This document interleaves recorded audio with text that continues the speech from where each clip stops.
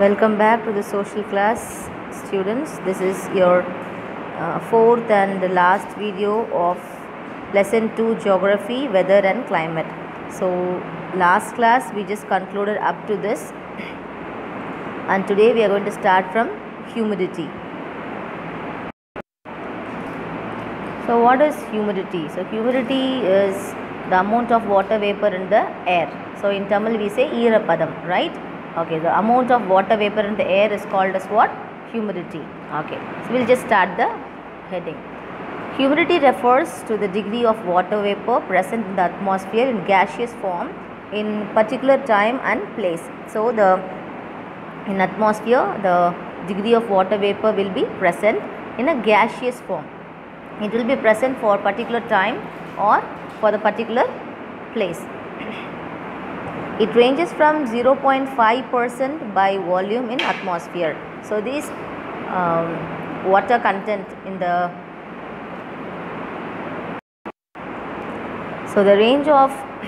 range from 0.0 to 5% volume of water content will be present in the atmosphere. It will be present in the gaseous state. Okay, climatically it is an important constituent of the atmosphere and its quantity depends on the level of temperature. So it depends according to the temperature and the climate. Okay, so the level of humidity decreases towards pole from equator.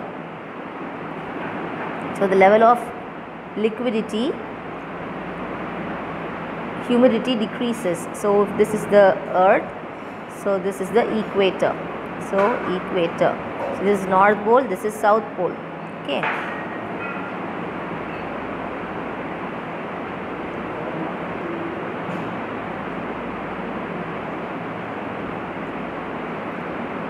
So this is North Pole, this is South Pole. So the level of humidity decreases towards the poles from the equator. From the pole to the equator, the humidity gets decreased. Okay, and this is a picture of hygrometer. So we will see what it is.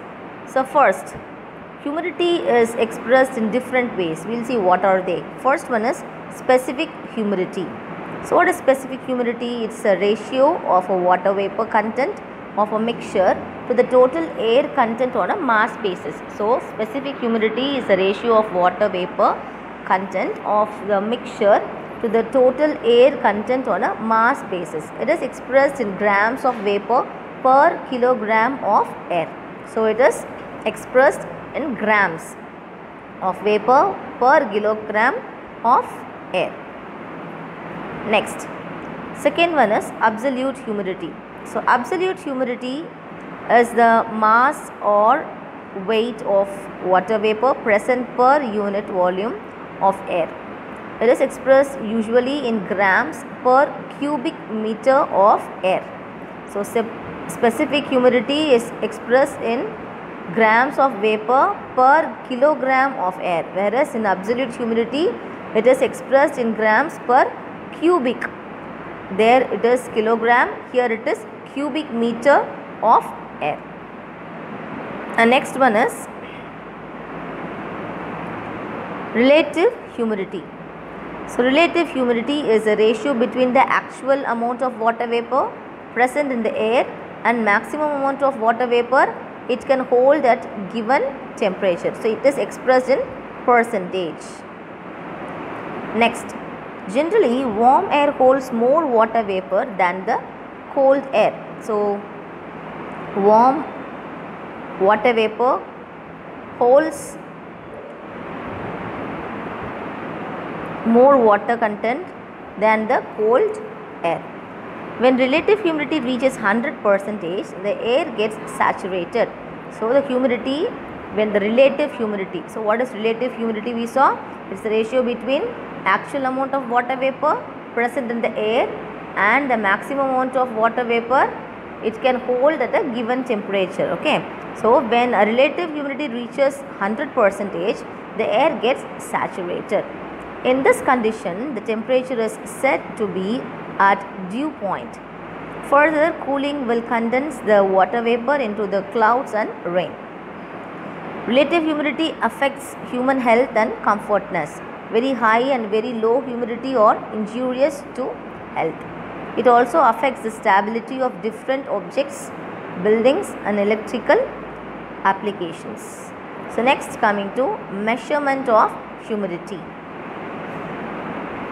So hygrometer, we saw a picture in previous slide, isn't it? Yes, this is hygrometer. So hygrometer is used to measure the humidity. This is the instrument which is used to measure what? Humidity.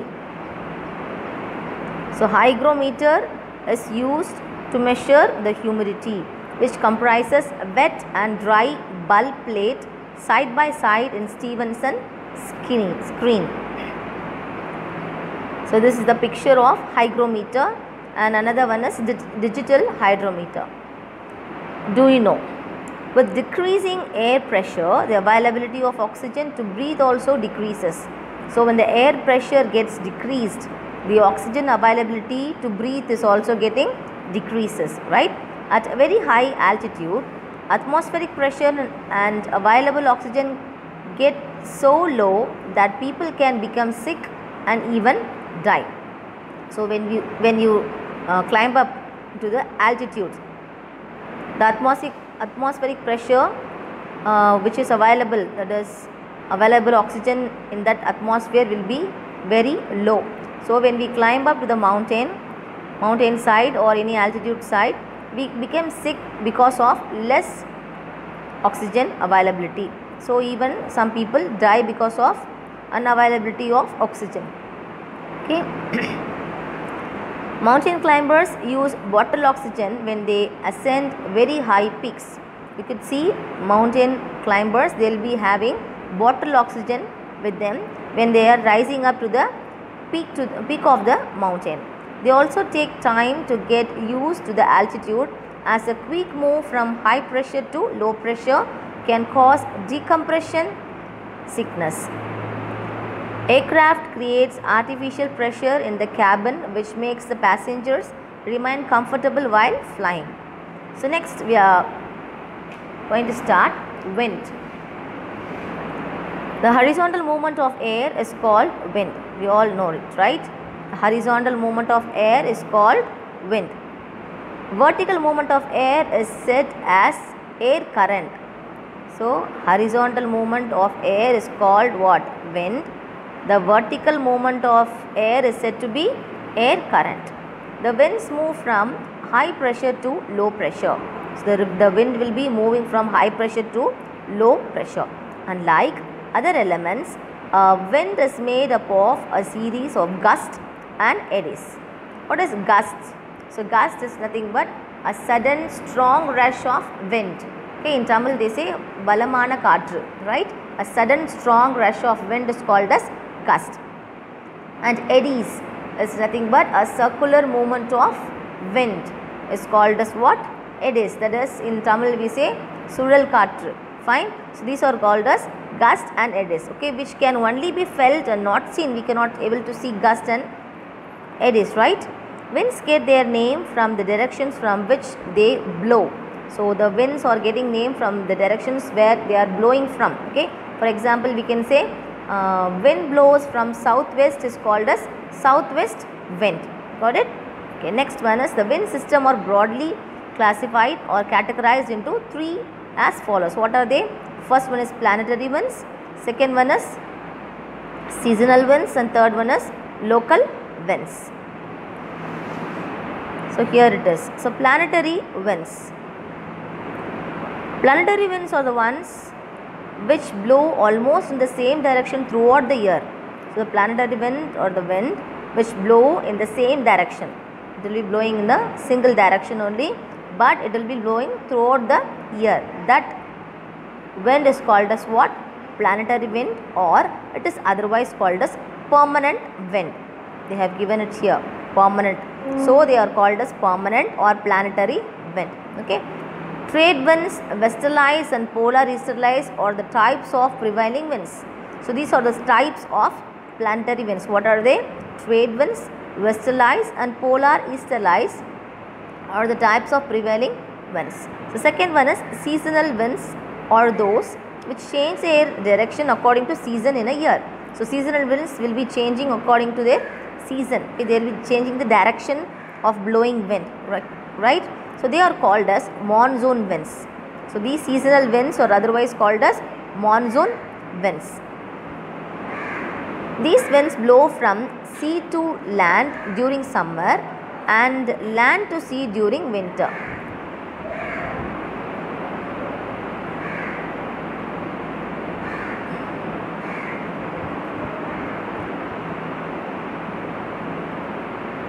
So these winds blow from sea to land during summer and land to sea during winter. Local winds or the winds blow over a small area only during a particular time of a day or a short period of a year. That is local wind. We can take that the land and the sea breeze we can see as an example, right?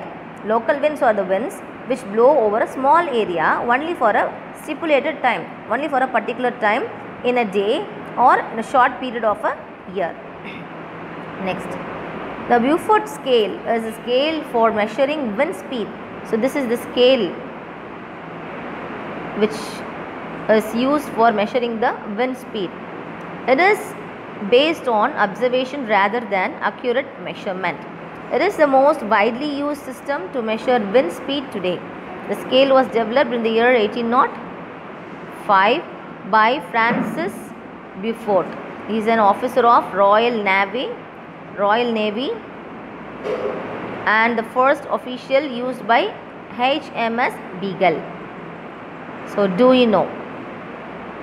Al-Balaki, an Arab geographer. So this is a name, Al-Balaki. Okay, he is an Arab geographer. He collected climatic data from Arab travelers and prepared the first climatic atlas of the world. So this is the picture of Beaufort scale. You could see Beaufort number, wind speed, seaman's term, effects on land.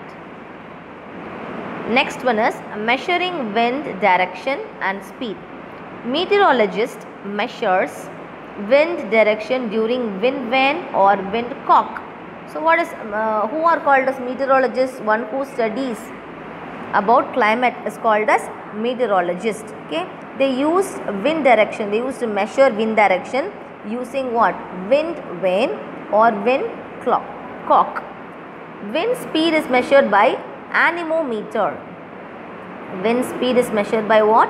Anemometer. It's an instrument to measure wind speed. Windrows is a diagram used to depict the direction and periods, that is number of days, of prevailing winds on the map. Meteograph or triple register is an instrument which records wind speed and direction, sunshine and precipitation. It also provides geographic representation. So this is the picture of anemometer, or we can call it as weathercock. And this is a picture of anemometer and digital mini anemometer. Next, do you know? Brazil has a large area where the average wind speed is low. Brazil has a large area where the average wind is low. Okay, Gabon, Congo and DR Congo in Africa, Sumatra, Indonesia and Malaysia are the least windy places on earth. So now let's recap the lesson. The first point, weather is the day-to-day condition of the atmosphere at any place. Okay, climate is the average weather condition or state of a place for a long period and is usually for 35 years. Second point, temperature, precipitation, pressure, humidity and wind are the major elements of weather and climate. Third point, temperature is the degree of heat present in the air. Fourth point, the weight of air above a given area on the earth's surface is called atmospheric pressure or air pressure. And the last point, horizontal movement of air is called vent. Okay children, we have completed the lesson. Recall the lesson and do the assignment what I have given. Thank you and take care.